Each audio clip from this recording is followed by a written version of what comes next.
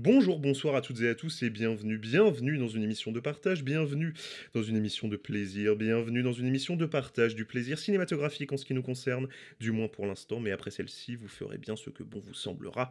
Mesdames et messieurs, bienvenue dans d'Explorer avec aujourd'hui, je n'ai pas peur de le dire, un film qui bande mou. Et si vous trouvez que cette expression vulgaire, pathétique, n'est pas du tout à la hauteur de la sophistication habituelle de cette émission, attendez que l'on aborde le film du jour, j'ai nommé Long Legs, réalisé par Oz Perkins. Et Dieu que la déception fut grande. J'ai pas peur de le dire, je me suis fait avoir par le marketing, voilà, comme un bleu, comme un débutant. Ces teasers extrêmement léchés, à l'esthétique extrêmement poisseuse, qui m'évoquaient immédiatement mes premiers souvenirs de polar horrifique que j'avais pu créer devant le Seven de David Fincher. Et puis il y avait ce titre aussi. Ce titre, Long Legs, ces jambes longues dont on ne voit pas à quoi exactement est-ce qu'il est fait référence et qui pourtant, par le mystère même de ce titre et de ce qu'il désigne, créait immédiatement chez moi une sorte de mystère, un mythe que je n'avais qu'une envie, c'était bien évidemment de percer. Et de toutes ces belles promesses, il ne reste finalement pas grand-chose alors que le film se termine. Et il n'y a pas tant de choses à dire que ça sur Long Legs spécifiquement, mais ce que j'aimerais, c'est qu'on prenne ce film pour aborder une problématique plus générale du cinéma horrifique américain, en tout cas de ce qui me semble être un vrai problème que rencontrent les films d'horreur américains aujourd'hui. Mais n'allons pas trop vite en besogne. Pour celles et ceux d'entre vous qui ne voient pas du tout de quoi il s'agit, Long Legs est donc un polar horrifique. Ce que j'appelle un polar horrifique, c'est donc un film qui est construit comme un film policier, mais qui contient en son sein des séquences purement horrifiques, et il se met ainsi dans la lignée de grands films ou de grandes œuvres qui ont durablement impacté la culture et la culture populaire plus généralement. On peut penser au Silence des agneaux, évidemment, de Jonathan Demme, à Seven, de David Fincher, évidemment, je l'évoquais. Et puis, moi, ce à quoi le film Long Legs m'a le plus fait penser, c'est finalement à la série Hannibal, qui est probablement sa référence la plus récente. Mais vous voyez donc, on arrive avec en tête toutes ces références, tous ces symboles qui viennent construire, préconstruire finalement au film son identité. Et de quoi s'agit-il dans un premier temps? Eh bien, d'un pur polar. Donc avec ce qu'on appelle une construction en slow burn, c'est-à-dire qu'on commence très doucement, avec du mystère, avec des indices, avec des secrets à percer, avec des meurtres, des scènes de crime, etc. Et petit à petit, le rythme va s'accélérer pour aller vers la course-poursuite, la traque du criminel, etc. Avec donc une teinture horrifique dans le cas spécifique de Long Legs. Pour ce qui est du résumé, il s'agit donc de l'histoire d'un agent du FBI, d'une agent du FBI, Lee Harker, qui est chargé de traquer un tueur en série dont le pseudonyme est Longlegs, qui donne son titre au film, et qui baigne, on va dire, dans des meurtres qui ont à voir avec l'occultisme, ou de manière beaucoup plus frontale, parce qu'on est chez les Américains et que définitivement les Américains semblent incapables de produire de la subtilité, bien au-delà de l'occultisme, du satanisme, carrément.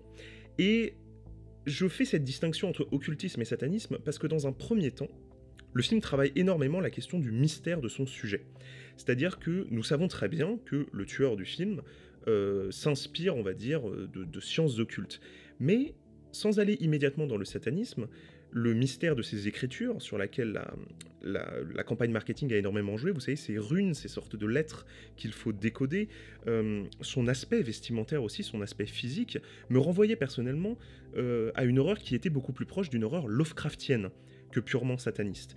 Et c'est avec ce type de mystère-là, cette horreur insaisissable, qu'on a pu magnifiquement voir illustrer l'année dernière, par exemple, dans le film The House, que j'avais mis dans mon top de fin d'année, qui est une horreur du vertige. Une horreur qui, comment dire, repose simplement sur le fait que le monstre est tellement plus fort que nous ne sommes rien face à lui. C'est une terreur extrêmement enfantine et qui est d'autant plus viscérale, en tout cas à mon avis. Et dans un premier temps, le film semble clairement jouer de ça, avec cette scène d'introduction qui est la meilleure de tout le film, et je vous inviterais presque à voir le film uniquement pour le début, qui est une sorte de merveille de mise en tension par le mystère et par justement cette horreur qui se retient. Cette horreur qui n'est pas filmée, qui n'est simplement qu'évoquée. Cette scène d'introduction, je vous la décris sans vous la spoiler réellement, est en fait une sorte, quelque chose qu'on a beaucoup vu, hein, c'est un trope évidemment de scénario de polar, c'est basiquement une scène d'enlèvement d'un enfant. Voilà, donc voilà, vous imaginez bien, donc Amérique, années 90, maison isolée, un enfant voit une voiture s'approcher et tourner autour de sa maison, vous voyez très bien évidemment, dans quel type de scène on peut se trouver. Et ce qui est très intéressant dans la manière qu'a Os Perkins d'aborder son méchant, donc le fameux Longlegs, c'est qu'il est systématiquement soit hors champ, soit décadré. Ce qui renvoie évidemment tout de suite à un dépassement de la menace est trop grande, y compris pour le cadre, c'est-à-dire que non seulement elle domine le personnage, mais elle domine également le regard du spectateur, et nous, spectateurs, nous ne pouvons que nous identifier au regard de la caméra, donc la menace est plus grande que nous. Et toute cette séquence, très simple dans son découpage, repose exclusivement sur cette idée, dans la neige en plus, ce qui personnellement, alors là je parle vraiment aux aficionados de ma chaîne et de mon travail, me renvoie au fameux Pierre et le Loup de Disney, dont j'avais analysé la scène d'introduction, qui pour moi est un modèle de mise en scène horrifique. Le film donc commence par ce sublime éclat d'horreur. Un éclat de ce qu'il y a de plus, on va dire, terrifiant, donc nous remettre dans une position infantile et nous faire en sorte que nous nous confrontons à un ogre, en fait, finalement. Parce que qu'est-ce que Longlegs? Alors, il a un mode opératoire spécifique, etc., que je ne vais pas non plus vous détailler, parce que l'idée, c'est pas de vous spoiler tout le film, mais globalement, ça commence par un gamin, et ça finit par le meurtre de toute une famille. Et donc, qu'est-ce que c'est qu'un monstre avec une apparence très étrange, etc., qui s'en prend à des enfants, qui est très grand, qui s'appelle Jambe Longue, etc. C'est clairement un ogre. Et le film joue, dans un premier temps, de tout ce à quoi la figure de l'ogre renvoie. Et qu'est-ce que c'est qu'un ogre? C'est un adulte qui s'en prend à un enfant. Et j'ai pas besoin de vous faire un dessin pour vous dire que s'en prendre à un enfant, ça veut à la fois dire le tuer, mais parfois ça veut dire lui faire subir d'autres types de sévices qu'il portera à vie, puisqu'il va rester en vie à la suite de ces sévices. Je parle évidemment de sévices sexuels. Et j'étais convaincu que le film allait dans cette direction, dans la direction de cette métaphore spécifique, puisque, alors encore une fois, sans vous détailler tout ce qui se passe dans le film, il est question du fait que les victimes enfants de Longlegs sont marquées. Marquées au sens propre et au sens figuré, c'est-à-dire qu'une partie de l'occultisme, de la magie noire, etc., du personnage de Longlegs pénètre le cerveau des jeunes filles et les accompagne toute leur vie. Donc très clairement, c'est une métaphore du souvenir noir de l'agression subie petit. En tout cas, moi, je ne vois pas quelle autre explication, alors évidemment, c'est abordé de manière métaphorique dans le film, mais je ne vois pas quelle autre explication ce souvenir noir, entre guillemets, pourrait avoir. Et là, à ce moment-là du film, donc on est dans la première partie, voilà, fin du premier tiers, je me dis, oh putain, là, on est sur du lourd.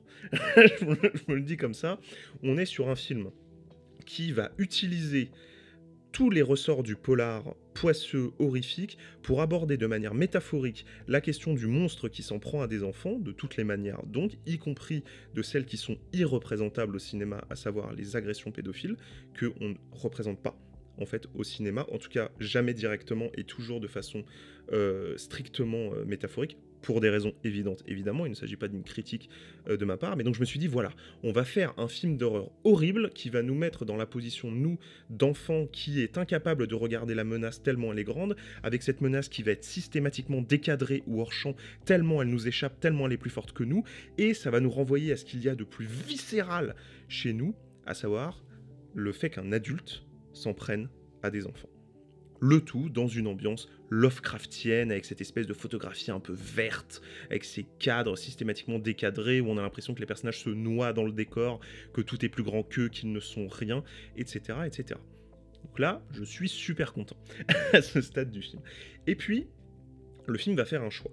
Et je ne lui reproche pas de faire ce choix, simplement, évidemment, je vous donne mon avis ici et mon analyse, et je trouve que le choix qu'il fait est moins intéressant, et on va voir pourquoi. Le film choisit de rentrer dans les clous. Comme si il avait peur de sa propre puissance horrifique. Et c'est là que commence la deuxième partie du film, qui me semble infiniment plus ratée que la première. Et ce pour deux raisons. D'abord parce que là où toute la force de Longlegs, de son marketing, de sa première partie, reposait sur le mystère, reposait sur la violence symbolique, tellement supérieure à l'individu qu'elle ne pouvait que nous créer une terreur viscérale de nous retrouver en position d'enfant, le film va se mettre à tout expliquer. Tout. Vous voyez, et ça, moi, en tant que spectateur, c'est quelque chose que je ne supporte pas. le mystère est toujours plus intéressant que l'explication. Alors il ne s'agit pas évidemment de dire qu'il faut laisser systématiquement le spectateur dans une espèce de brouillard où il comprend absolument rien à ce qui se passe, c'est évidemment pas ce que je suis en train de dire, mais pourquoi donnez-vous des explications? Quand vous créez un build-up, donc quand vous construisez une montée dramatique sur du mystère, l'explication est toujours décevante. Pour une raison simple, c'est que l'explication est quelque chose que l'on impose au spectateur, alors que lui se fait sa propre histoire dans sa tête. Et un spectateur qui se raconte sa propre histoire, eh bien c'est une histoire qui lui plaît. Donc cette histoire sera toujours meilleure finalement que celle que l'auteur peut nous raconter. À moins évidemment qu'on ait un auteur qui soit tellement brillant et tellement génial qu'il arrive à avoir des meilleures idées que tous les spectateurs, en tout cas des idées qui plaisent plus aux spectateurs que leurs propres idées, ce que personnellement je n'ai jamais vu, en tout cas pas dans un film d'horreur. Et donc cette systématisation de la réponse, comment est-ce qu'elle s'opère? Elle s'opère en faisant ce qui, franchement, m'a mis le plus en rogne avec ce film, qui est que on va dans des balises de cinéma d'horreur classique. C'est-à-dire que là où on avait un film qui jusque-là reposait sur du mystère, de la symbolique, de la métaphore, du hors-champ, du décadrage, avec un long slow burn de toutes les scènes de tension, avec le mot occultisme qui renvoie à tout un imaginaire mais qui ne désigne rien de précis, et ben en fait c'est juste un sataniste qui, et c'est dans la bande-annonce, donc je ne crois pas faire un spoil en disant ça, un sataniste dont la passion est de fabriquer des poupées. Donc en fait la réponse à tout ce mystère, à toute cette construction, et ben c'est deux trucs qui sont extrêmement communs dans le cinéma d'horreur. C'est le diable, et il y a la figure horrifique des poupées qui vient faire coucou pour nous dire oh, vous avez vu, ça fait peur les poupées quand on les filme en gros plan et que leurs yeux elles s'ouvrent, etc. Eh putain frère. Et là vraiment, je vous... enfin plus sérieusement, j'en ai beaucoup voulu à Oz Perkins à ce moment-là, parce que je me suis dit mais putain, tu allais dans une direction qui était, bon je vais pas dire 100% original, parce qu'il s'agit pas de dire que le film est une espèce de nouveauté absolue sur tous ses aspects, mais au moins t'allais dans une direction qu'on n'avait pas beaucoup vue, tu remettais au goût du jour le polar horrifique, qui est un genre qu'on voit très peu en fait au cinéma, et là qu'est-ce que tu me fais? Tout ça pourquoi? Pour rentrer dans des balises que le spectateur connaît déjà. Et c'est là que je m'énerve plus généralement contre le cinéma d'horreur américain. J'ai l'impression que le cinéma d'horreur américain se refuse à faire un film déplaisant pour ses spectateurs. Et je pense que c'est culturel. C'est culturel, je ne sais pas si vous êtes déjà allé aux États-Unis, mais c'est très frappant à quel point quand les gens vous parlent, ils sont tous tellement polis tout le temps que c'est presque gênant. C'est comme si en fait il fallait absolument pas, jamais, déclencher un conflit ou une situation qui pourrait briser cette fausse harmonie entre les individus. Moi en tout cas ce truc là m'avait énormément marqué. Mais enfin bref, ce que je veux dire c'est que je pense que culturellement le cinéma américain ne peut pas se permettre que les spectateurs se sentent mal. Ce que je veux dire par là c'est que vous savez tous les récits marketing de gens qui s'évanouissent dans les salles de cinéma, de gens qui, oh mon Dieu, ont été tellement choqués par le film qu'ils sont sortis parce que c'était irregardable, ils pouvaient pas regarder, etc. Bah, c'est que des films européens. Ce ne sont que des films européens. C'est quelque chose qu'on utilise pour Grave, qu'on a beaucoup utilisé pour Grave, je crois pour Titan aussi, et puis là, plus récemment, pour The Substance de Coralie Farja, qui va sortir en novembre, si ma mémoire est bonne. Enfin voilà, c'est l'idée que le film fasse violence à son spectateur, au point que celui-ci ne peut soit que quitter la salle, soit que s'évanouir, tout simplement, ou vomir, c'est quelque chose qui n'existe pas dans le cinéma d'horreur américain, ou en tout cas qui n'existe plus. Parce qu'on se souvient évidemment de L'Exorciste, d'Alien, etc., qui provoquaient des réactions extrêmement vives et extrêmement violentes dans la salle de cinéma. Et aujourd'hui, ça n'existe plus. Quand vous regardez les récits de séances des films d'horreur américains récents, en tout cas alors il y a peut-être un exemple évidemment auquel je ne pense pas là maintenant, mais très généralement, le cinéma d'horreur est aujourd'hui pensé comme un divertissement, et le divertissement est une émotion positive. Ce qui est strictement paradoxal avec le sentiment d'horreur qui est censé évidemment nous susciter un film d'horreur, et la peur, ça n'est pas une émotion positive. Donc en fait, si un film nous terrorise au point que nous voulions quitter la salle, c'est qu'il a réussi son coup, puisque c'est un film de peur, c'est un film horrifique. Et dans le cas de Longlegs, il ne fait pas ça. C'est comme si, au contraire, passé la sidération horrifique de la première scène du film, il cherchait tout du long à nous rassurer sur le fait que non, mais vous inquiétez pas, ça fait pas si peur que ça, vous pouvez rester. Ce qui est quelque chose qui, moi, en tant que spectateur, alors, a fortiori français, et je pense que vraiment l'aspect culturel, c'est pourquoi j'ai insisté là-dessus, est très important là-dedans, ce qui, moi, m'énerve profondément. Parce que la seule manière qu'il trouve de rassurer le spectateur, c'est de le confronter à ce qu'il connaît déjà. C'est-à-dire à des tropes de genre, donc j'évoquais le satanisme et les poupées. Parce que si un spectateur connaît déjà ce qu'on lui montre, il a déjà eu le temps de l'appréhender. Il a déjà eu le temps de se construire un imaginaire autour de ça, et donc il contrôle la situation. Là où, au contraire, si on lui propose une horreur strictement mystérieuse, strictement vertigineuse, bah, il contrôle pas la situation, et donc, justement, ça fait naître chez lui de l'angoisse, de la peur, et là, le film horrifique, l'appellation film d'horreur, prend tout son sens. Et le film s'y refuse. S'y refuse, je pense, pour des raisons de marketing en fait et de publicitaire assez simples, qui est le fait de dire qu'on ne peut pas proposer au spectateur un film qui va être trop violent à observer. Et pourquoi j'ai passé autant de temps dans la première partie sur la métaphore des abus sexuels?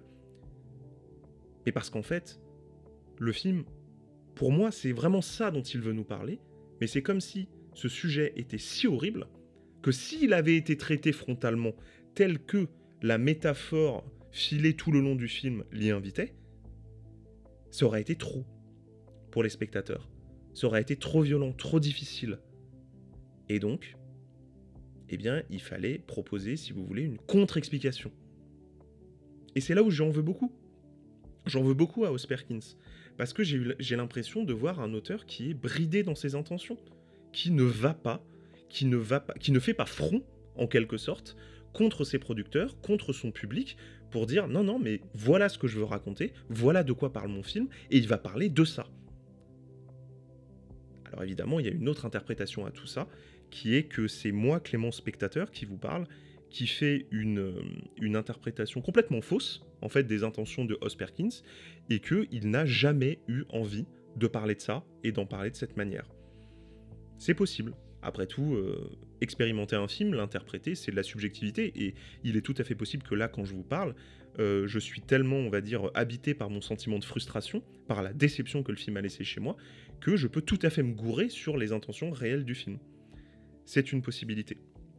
Mais, et ça c'est quelque chose qui, évidemment, c'est intéressant, et moi c'est ce qui me plaît beaucoup, en fait, au cinéma, c'est que quand on voit un film, en tant que spectateur, bah, le film, il y a évidemment le film tel qu'il est, mais il y a évidemment le film tel que nous le racontons.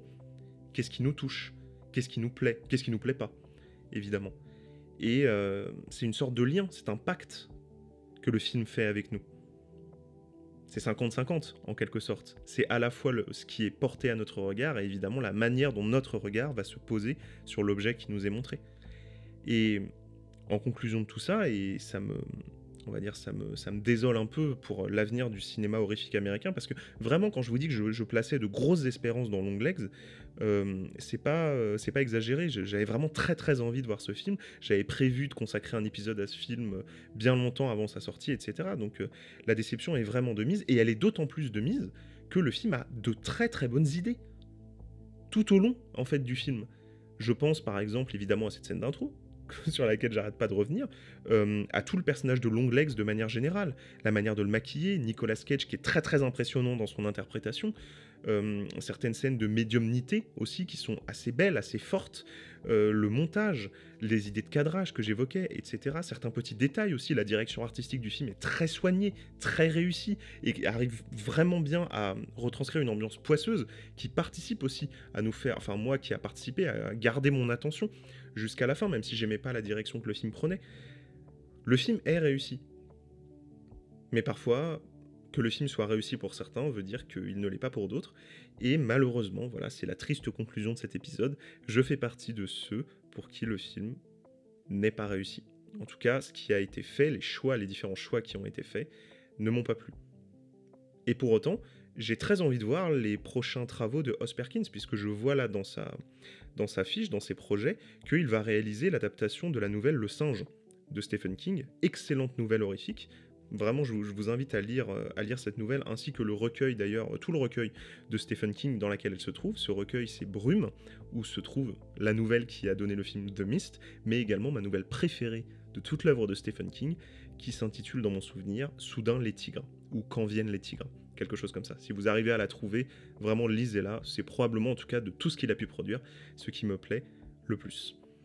Voilà, écoutez, je reste sur cette déception. Je vous invite quand même à aller voir le film parce que, ne serait-ce que pour vous faire votre propre avis, et puis pour me dire aussi si vous avez eu la même analyse que moi, la même interprétation, ou si au contraire vous trouvez que je suis allé trop loin et que bah, je suis juste un gogo qui s'est fait avoir par du marketing et qui a projeté ses propres désirs sur l'écran là où Longlegs n'avait rien de tout ça à me donner, ce qui est possible.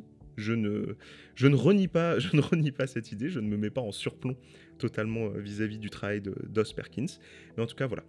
Allez au cinéma cet été et nous, on se retrouve très bientôt pour continuer à parler de films dans cette émission. Je vous souhaite à toutes et à tous de bonnes vacances ou bon courage si vous travaillez encore et je vous dis à la prochaine. Salut tout le monde.